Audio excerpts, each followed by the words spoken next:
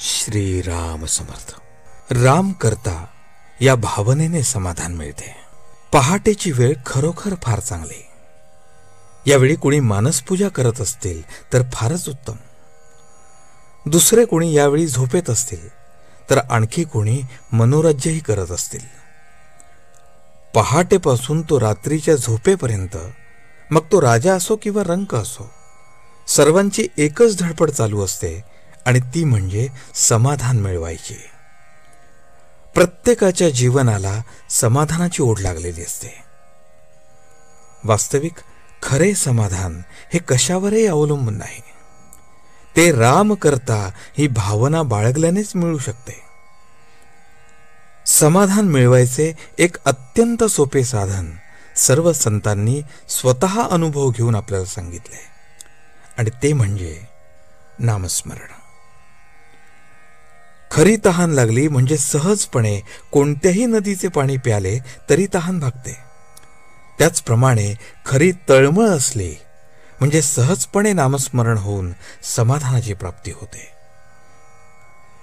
पहाटेच्या वेळी केलेला अभ्यास चांगला होतो असे म्हणतात, तेव्हा या नामस्मरणाच्या अभ्यासाला आपण पहाटेपासून सुरुवात करूया.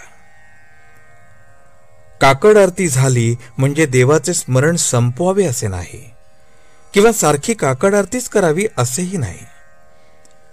भगवंताचे अखंड स्मरण आणि भाव पाहिजे, यात सर्व काही आले.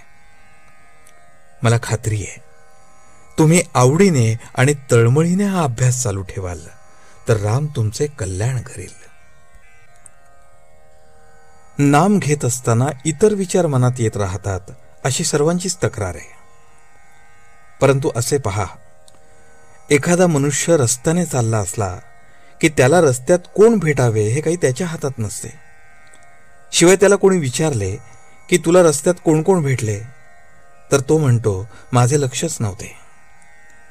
त्याप्रमाणे आपण नाम घेत असताना या विचारांकडे दुर्लक्ष करावे.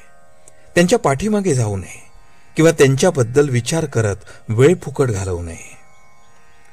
मला विचार विसरला पाहिजे असे म्हणून का त्याचे विस्मरण होणार आहे?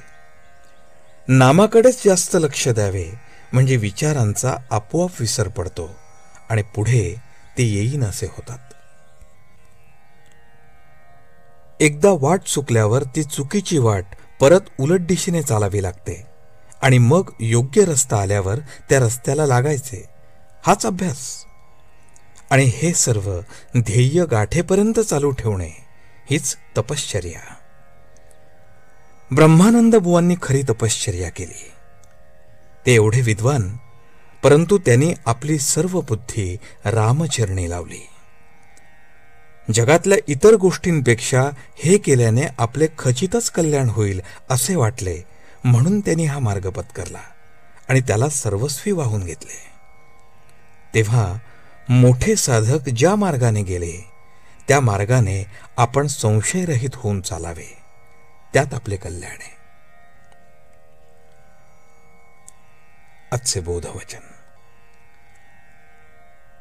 नामात रहा आणि राम करता ही भावना दृढ करा.